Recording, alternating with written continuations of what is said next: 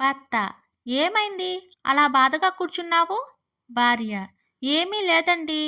ఏమీ ఊసిపోవడం లేదని చెరువు దగ్గరికి వెళ్ళాను. అక్కడ గట్టు మీద కప్ప ఉంది. దానితో ఎందుకే కప్ప?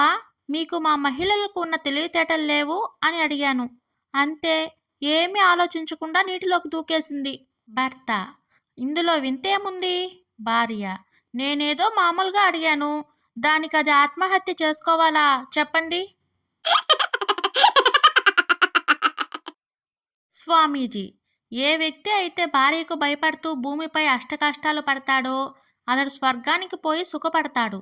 రవి: మరి భయపడినవాడు? స్వామీజీ: దానిలో వింతేముంది?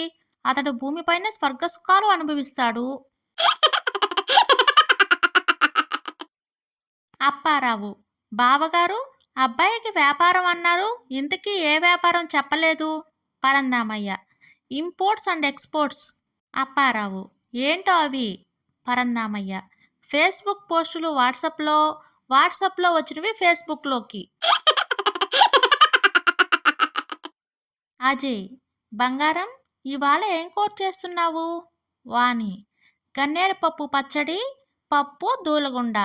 అజయ్: వావ్, ఏం లేదు. ఇవాళ ఫ్రెండ్స్ పార్టీ ఇస్తున్నాడు. నేను వచ్చేసరికి ఆలస్యం అవుతుంది. అంతా నువ్వే తినేసి పడుకో. టీచర్: ఏరా కుమార్, సెమిస్టర్ విధానం వల్ల ప్రయోజనం ఏంటి?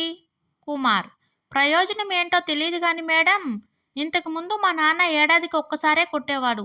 ఇప్పుడు 2 సార్లు కొడుతున్నాడు. జడ్జి: నిజం చెప్పు, మీ యజమాని ఇంట్లో అంత పెద్ద మొత్తంలో నగలు డబ్బు ఎలా దొంగిలించావు? రంగా: ఊరుకోండి సార్, మీకు మంచి ఉద్యోగం, జీతం, వసతి అన్నీ ఉన్నాయి. ఇప్పుడు ఇదంతా నేర్చుకుని ఏం చేస్తారు?